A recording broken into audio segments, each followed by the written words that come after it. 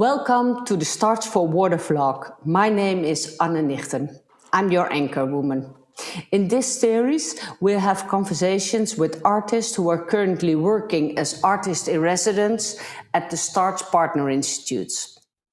I would like to welcome our guest today, Haseeb Ahmed from the US and Belgium, who is doing his residency at Luca and Gluon in Brussels, Belgium, and Dirk Halet, who is the strategic coordinator of the Flanders Knowledge Center for Water in Belgium. Welcome to you all.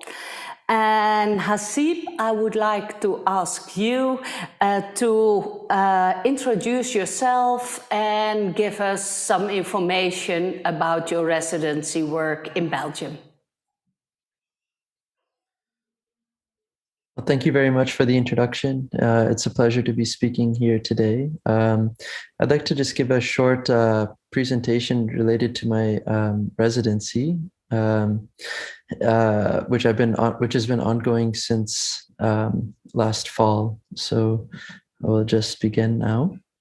So my residency is focused on the topic of pharmaceutical pollution, which is the aspect of how do pollutants that we ingest through pharmaceuticals or also through the manufacturing of pharmaceuticals enter the ecological systems and have adverse effects, while knowing that pharmaceuticals are also necessary for quality of life. So we know that 90% of pharmaceutical pollution comes from human urine, in fact, and then 10% from the manufacturing process. So after you've consumed it, then we release it into the water systems. And it's difficult to treat because the chemical compounds are very specific and often difficult to address within treatment plants. So for me, one of the challenges of this project is how do we liken the scale between the human body and the scale of the ecology and the waterways itself. So here we have vascular system and waterways themselves. In particular, this project is focused on Flanders. So these are some images of the waterways within Flanders, which is, of course, one of the lowland countries. It has extensive waterways and ecology, also extensive industry and pharmaceutical industry as well. So as I'm in the process of making this artwork now, I'm trying to think about how to cultivate strong metaphors or poetics around the project to make this relatable, because this is an aspect that affects our daily lives, of course, but often which goes unseen or unaddressed. I'm shifting from this idea of, okay, how do we shift from the diagram to the model and eventually to an artwork as a sculptural artwork? In this image, you'll see that there are 5 different aspects, like urine, which is representative of society, filtration, which is treatment, ecology and fish, the source where water comes from, pharmaceuticals, industrial production, and so on. What is the relationship between all of these different elements that are all combining to make our collective body of water, let's say? This is an image that I showed in our last expert group meeting in Brussels at my studio, which is a bit messy, as you can see, but it's an artist studio, which is kind of prototyping the different relationships that can occur. In the center, you'll see that there is a kind of a flat mirrored surface. So I thought about how to make this a reflection of society, let's say. And what you see is that if you look in this container, there's a kind of vortex forming, which is a kind of negative, and there's also like a dripping of water, which is coming. And for me, this is looking at the positive and the negative, the yin and the yang of this aspect of pharmaceuticals as they affect ecology, the positives and the negatives, let's say. This aspect of the mirrored surface, which I want to achieve, is related to narcissists, let's say. How do we reflect on ourselves within society? And one aspect I thought is the dripping could relate to water clocks, an early form of timekeeping, which for me relates to pharmaceuticals related to extending quality of life, but also thinking about the longevity of water systems and ecologies as well. Some of the research that I've done now with some of the partners is here we have looking at O3 water treatment of particular waterways, which then has this effect, a specific way of breaking down chemical compounds, has the benefit of just releasing O2, but is also sometimes having inadverse effects as well. Here we have fluid simulations, like what are the actual dynamics of water and how can I use that also as an artistic quality? Working with Capture and Ghent and looking at biogenerators and how these are also used in food industry, but how this might be implemented within the project and bioelectrical effects.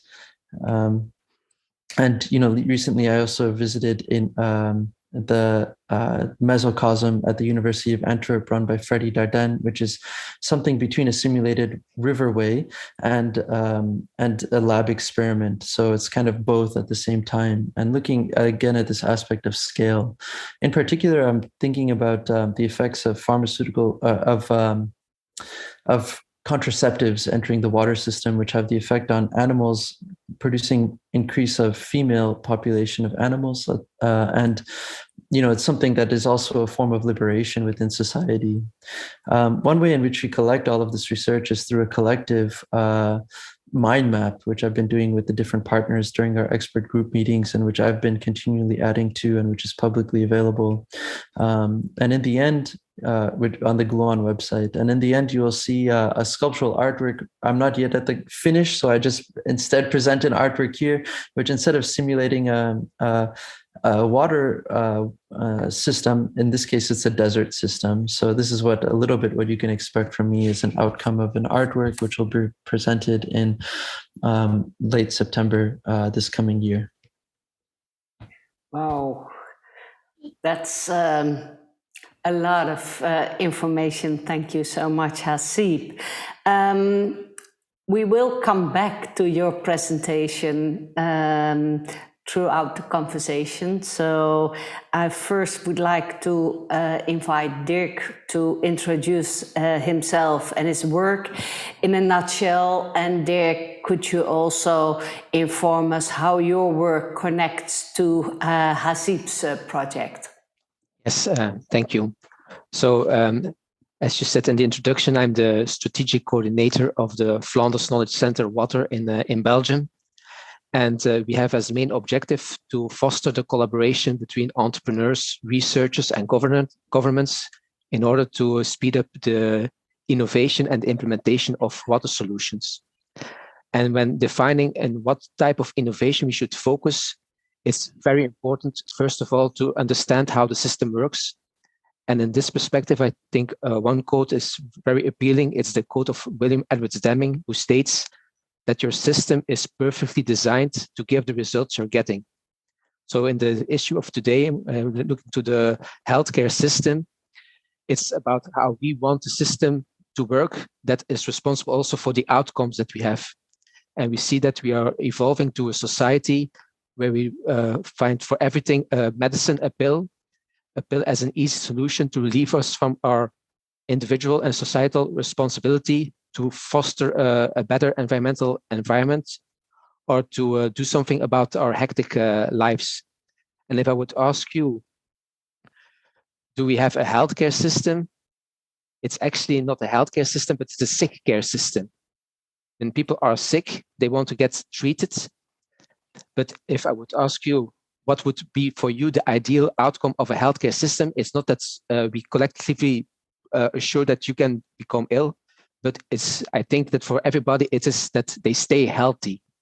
That should be the outcome of a healthcare system, is that you keep yourself healthy. And this asks for a total different way of thinking and a different approach. And this is also the reason why in the Flanders Knowledge Center Water, we also contribute in a collaboration, which is called a Green Deal for the healthcare sector, where we want to make this shift and where we collaborate with different people, going from the pharmaceutical industry, the doctors, the pharmacists, the people that use the patient, that use the pills, as well as the waste and wastewater treatment companies, to see from what are the things that we can do within our possibilities to make this shift from a more sick care system to a healthcare system. And to conclude my introduction, in our approach is in this perspective very important that we focus on different leverages at the same time. Because often when we want to change a system, be it a water system, the healthcare system, and as Haseeb also mentioned in his introduction, the very strong interconnection between these two, it's very important that you don't only focus on innovation in the field of developing new medicines, but also thinking about new financial models, where we now have a system that we pay doctors to make you healthy again, but you have other concepts where you pay doctors to keep you healthy. So it's a total other concept of financing your health system. And looking to Belgium, for example, we spent 45 billion euros in healthcare, and only 2% goes to prevention. While we know that investing in a healthy environment, changing our lifestyles, our diets, would have enormous positive effects on our health budget that we could spend again in improving the healthy environment where we live in. And also on the field of capacity building is another leverage. It's not only important to have technology, legislation, financial business models, it's also about people having the knowledge to act in a way that is worthwhile. And that's also, while in this Green Deal, but also at the European level, a lot of investment is being done to educate healthcare professionals so that they're aware not only of the impact of pharmaceuticals on the patient, but also on the environment. And also this already having this knowledge will also allow them to make the better decisions in what prescriptions that they should do. So this is a small introduction in the way that what we are working on in the Flanders Knowledge Center Water, and the connection with Haseeb is, of course, that for us, and more we see this collaboration with the culture sector as very inspiring, because it allows us to cross a border to see things from another perspective. When I talk to Haseeb, I'm talking about the things that we are busy, and then he can pinpoint with an image or with a sentence, he can come to the essence, show the paradox in a very beautiful way, which is also inspiring to not only to make me think different about some aspects, but also in the way that culture can work to inspire other people to think differently about how we organize ourselves, because often it's very much entrenched in how we think, and we don't stand still that maybe the things that we do today are not that logic, and maybe that in the context that we are living now, we should think differently. So for me, this is has been already a very inspiring process together with Haseeb and the other experts. That's why I'm also very pleased to have this discussion today, or this talk today with you and with Haseeb. Haseeb, did you manage to include the local or regional pharmaceutical stakeholders in your research so far? Yeah, this is something that we're working on at the moment. So within the expert group, there is Pharma BE, which is a kind of a consortium that brings together small, medium, and large-scale pharmaceutical producers. And now we're starting to get into contact with specific pharmaceutical producers like Takashi, Sanofi, and Novartis as well. So the conversation is sort of developing there. And for me, the main question which I have for them is, how do they consider the ecological impact of pharmaceuticals in the design of the drugs themselves? Is this a consideration or not? And yeah, this has been an interesting conversation until now. So do I understand it correctly, Haseeb, that in this whole group of transdisciplinary experts, the pharmaceutical companies are also represented together with all the concerned public representatives? Yeah, that's right. I mean, now we try to expand, let's say, the expert group to have these other members who are not part of necessarily the original expert group, but we try to incorporate them now. I think this is important because as we mentioned, there is this kind of double-sided quality of the necessity of pharmaceuticals, right? Which clearly have negative effects as well within ecologies. But how do we think about these things together? And that's really one of the main objectives, because I think we increasingly find it difficult to think about ambivalences, meaning things that are two things at the same time, that they're positive and negative at once. It's easy to say like, but that's good and that's bad. But in this case, we really have to think about, both at the same time. And that's a bit the ambition. And especially as we know, the role of pharmaceuticals has become massive after the coronavirus vaccination campaigns, which are the chosen solution by governments to address that pandemic. The role also between public and private partnership between pharmaceutical companies and governments has become very close, I'd say. So it becomes important then to think about how are these companies social as well, that they're not just corporations, private entities, let's say.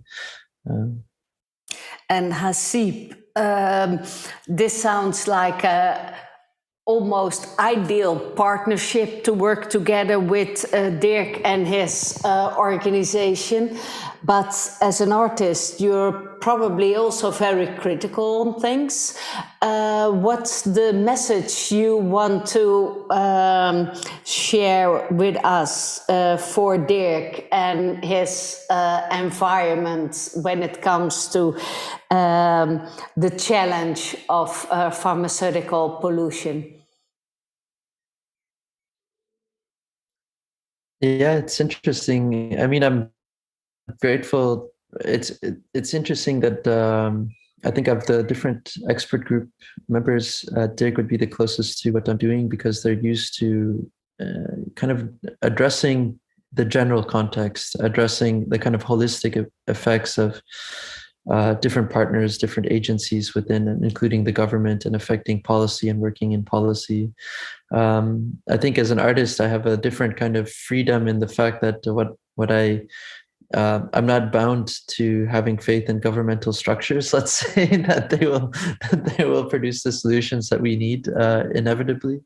I think part of me, as I work on this project at times I experience some type of horror sometimes with this imagination that starts to shape that, well, we actually just don't have that much drinking water.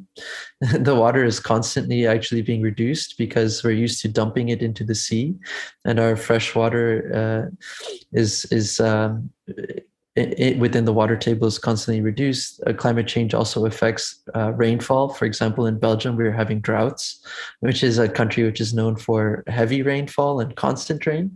And then you imagine like, okay, this kind of contamination, which is occurring from within this drinking water of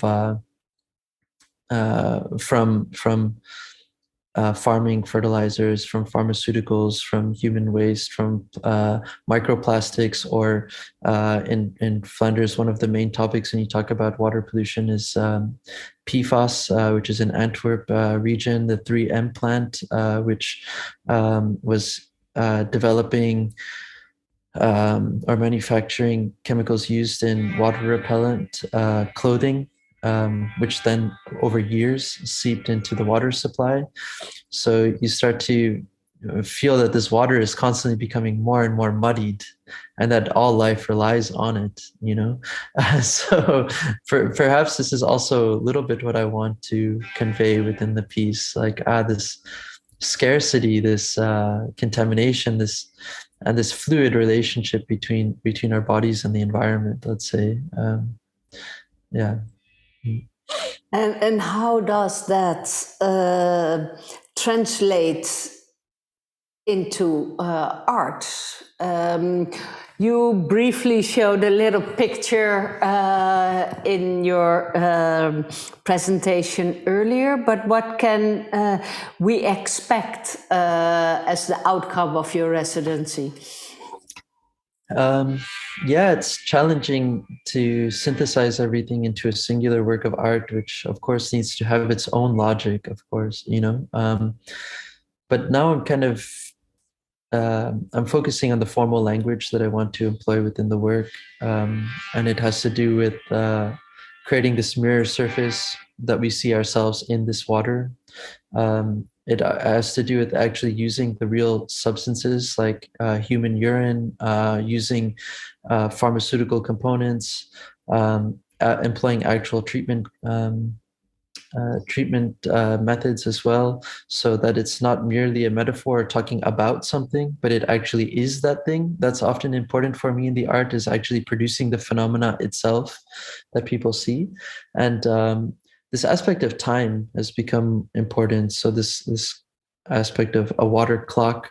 I'm working with stroboscopy, which is like, you know, blinking lights in order to affect our sense of time. So like you can imagine water dripping, but sometimes it looks like it's going in reverse. Sometimes it looks like it's dripping very slowly, other times very quickly. And this is one aspect that I'm playing with too. So you can expect stroboscopy, mirrored surfaces, water moving, different contaminants inside of each other. It'll essentially be a kind of a small scale fountain, if I want to put it in a very brief way. But this is now what I'm going to spend the summer building, essentially. And yeah, so that's the goal. So we're unfortunately coming to an end of this very intriguing conversation. I'm sorry about that. But I would like to ask both of you for a last takeaway for our audience, students, educators, specialists, the general audience. Let me invite Dirk first for his takeaway for the audience, followed by Haseeb later on. Well, my general message is that we don't have to be reluctant or afraid to put more people around the table who look to a challenge or a problem from a different perspective. And my experience with the STARTS4Water project and the role of Haseeb in this is that he also challenges me with types of questions that I normally with other stakeholders I never expect to receive. So he always keeps me thinking in different ways, so I don't have to look and talk with other people. Like he sent me some days ago, he sent me a mail with questions, and I have to talk with my father, who's a pharmacist, to find the answer on the question that he posed me. So it gives me a lot of energy when you can talk with people who look things from a different perspective. So I would invite everybody who's listening to really open up and don't be afraid to take other people around the table. That's a beautiful takeaway. Haseeb, can you add something to that, or do you have a very different takeaway for our audience?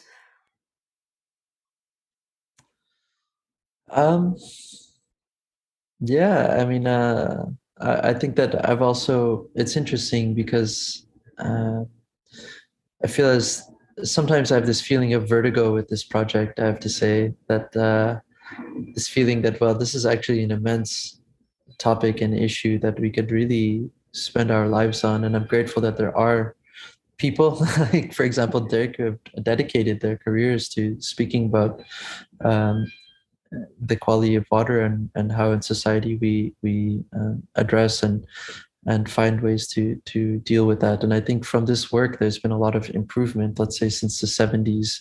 When I read what the condition of our waterways were at that time globally and also here in Flanders, I think that there's been a lot of positive work done. Yeah, I think that, well, I think it's important to encourage, exactly as Dirk was saying, these kind of transdisciplinary dialogues, to ask difficult or questions in different ways, because my concern is that, well, as we continue to become more and more specialized within this world, like disciplines and become increasingly specialized, we also become more and more atomized in a way that we might not be speaking across the different boundaries in order to address the total world that we all affect, or all these disciplines affect, in fact. So yeah, I hope that this project is some contribution to that in a way. That's very, very promising and hopeful ending of this beautiful conversation. Thank you both for joining us, and thanks to our online audience. And stay tuned for more editions of the STARTS4Water vlog. And Haseeb and Dirk, thanks so much for this beautiful conversation. Thank you. Bye-bye. Thank you very much. Thank you very much.